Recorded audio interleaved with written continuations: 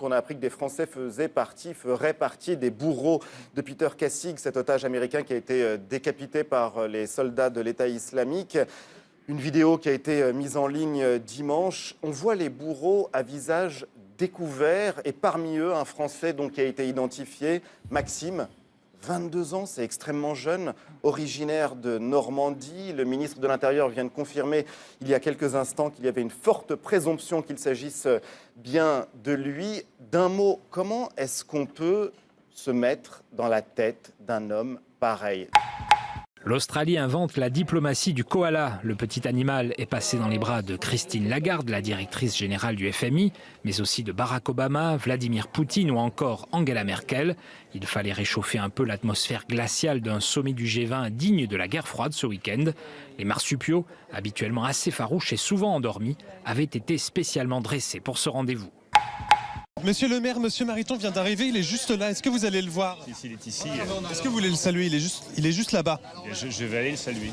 Qu'est-ce que vous vous êtes dit, monsieur le maire? Et il regrette, comme moi, qu'il n'y ait pas de débat à 3. Voilà. Vous ne voulez pas attendre Nicolas Sarkozy pour lui dire tout ça? Vous savez, j'ai encore d'autres militants à voir dans la journée, donc je vais aller les voir, ça ne vous dérange pas. La rencontre a eu lieu alors avec monsieur le maire? Mais oui, mais on n'a pas besoin de caméra pour en témoigner. Vous allez essayer de faire la même chose avec Nicolas Sarkozy tout à l'heure? Bah, écoutez, j'ai aucune objection, mais vous êtes curieux, vous. Qu'on le veuille ou non, chers téléspectateurs, le recyclage fait partie de votre quotidien, ne serait-ce que pour les eaux usées, de l'eau qui a été polluée par des produits chimiques, qui a stagné dans les égouts et que malgré tout, on peut à nouveau consommer. Là, par exemple, on est plus ou moins à l'heure du café. Eh bien, l'eau de votre expresso, comment vous dire, il y a 15 jours, vous avez chié dedans. Non. Voilà. Oui, oui. Bonne dégustation à tous. Au revoir. Malheureusement, je crois que c'est vrai. Jean-Luc Romero, c'est à vous. Eh bien, Monsieur Sarkozy, vous ne nous volerez pas nos mariages, vous ne nous renverrez pas au placard, puisque de toute manière, quoi que vous fassiez, cette loi ne pourra pas être abrogée. Voilà, donc nous garderons nos mariages, nous garderons nos familles homoparentales. Est-ce que vous connaissez tous, par exemple, le sardinosaure? Alors, c'est fait à partir de deux mots, sardine et dinosaure, deux animaux. Et c'est un jeu oulipien qui consiste à inventer un animal imaginaire à partir de deux animaux qui partagent une même syllabe. Je vous donne un exemple. Taureau-signol, gaz-éléphant, escargot-élan, guet paresseux pour vous deux. Vous voyez, c'est ce type de jeu. Guet paresseux. On a plutôt senti que c'était la foule qui vous avait poussé à réclamer l'abrogation.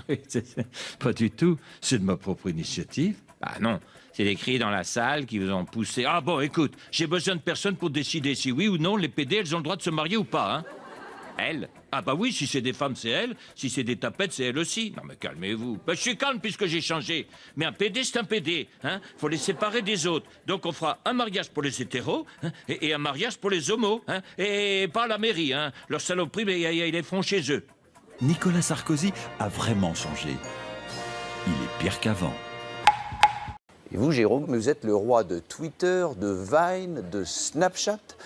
Et la jeune Mathilde va nous raconter tout ça dans le détail. Mathilde. Jérôme Jarre, à 24 ans, c'est déjà une légende des internets. Oh God, do you believe in love after love? Read this. I do. She said yes! Man and wife. My little macaron baby. Look, it is a squirrel, modern. Let me take a selfie.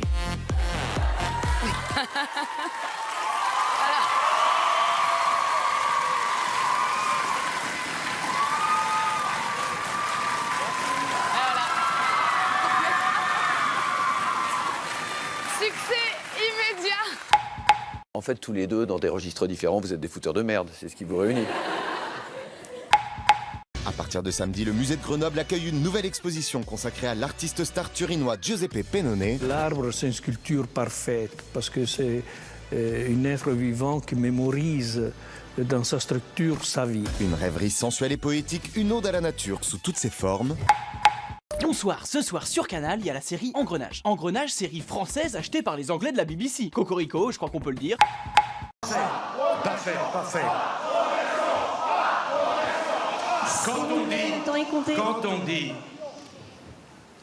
Quand on dit qu'elle doit être réécrite de fond en comble, bon, si vous préférez qu'on dise qu'on doit l'abroger pour en faire une autre, en français ça veut dire la même chose, mais ça aboutit au même résultat. Eh Didier, tu connais l'histoire de la chaise? Elle est pliante. Eh Didier, c'est quoi le crustacé le plus léger de l'océan? La palombe. Et attends, regarde, il tire sur mon doigt.